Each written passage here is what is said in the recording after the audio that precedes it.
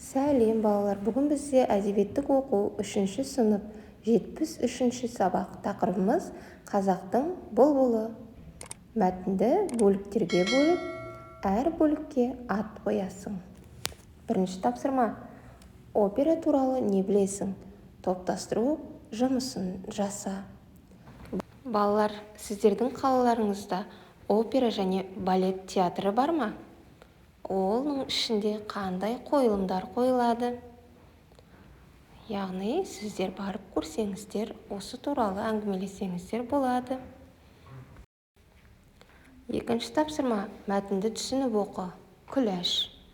Күләштің өнерді қастерлеп, ән күйге әуес болып өсуінде белгілі бір заңдылық та жоқ емес. Әкесі жасын әжептәуір әнші болған сері адам. Кезінде әйгілі әсетпен, балуан шолақпен бірге де жүріпті. Бір ағасы Манарбектің әншілігі, анау Айтбек ағасы да әнді әдемі салатын, сырнайға қосылып айтатын. Осындай ортада өсіп, тәрбие алған Күләш өнерге жақын жүрмей қайтсын. Күләш табиғатында ашық жарқын, көңілді жүретін адам еді. Титтей нәрсеге бола қуана салатын. Оны қуанту оңайдың оңайы еді. Ренжи қалса, ренжі көпке ұзамайтын. Кек сақтап, қатып қалу дегенді білмейтін. Талантты, қандай жарқын болса, мінезі де сондай жан болатын. Қазақта өнер адамдарына баға бергенде арқасы бар екен деп жатады. Сірә сол пікір әркімнің қолынан келе бермейтін, адам түсінігі жете бермейтін шеберлік көрсеткендерге айтылатын болу керек. Әншейіндегі өзің сияқты адамның өзгеріп кеткенін көргенде еріксіз солай дейді екенсің. Күләштің қыз жібекті ойнағанын көргенде нағыз арқасы бар адам екенін білдім. Күләш емес, қыз жібектің өзі келіп ойнап жатқан секілді.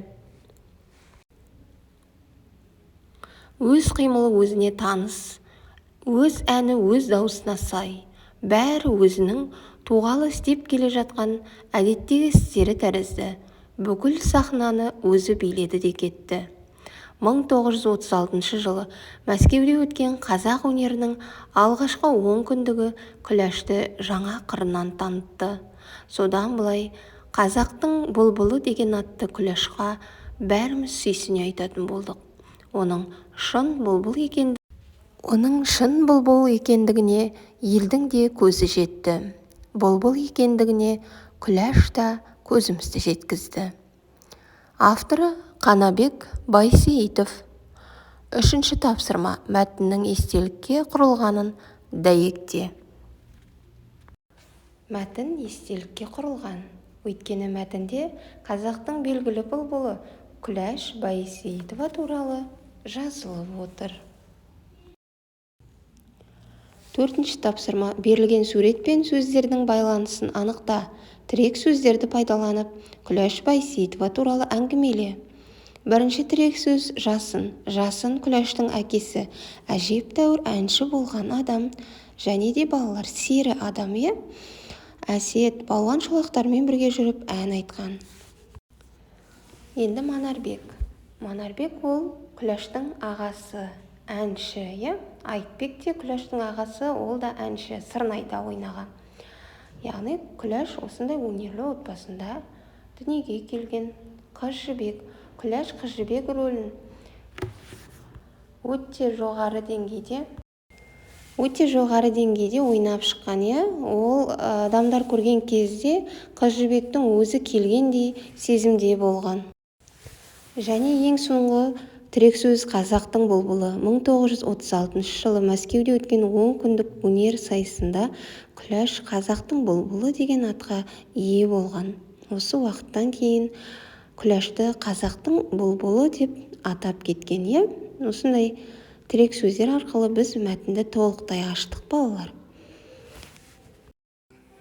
Бесінші тапсырма. Мәтін оқиғасына құрылған жоспарды рет санымен сәйкестендір. Өз қалауыңша мәтін бөліктерін әңгімеле.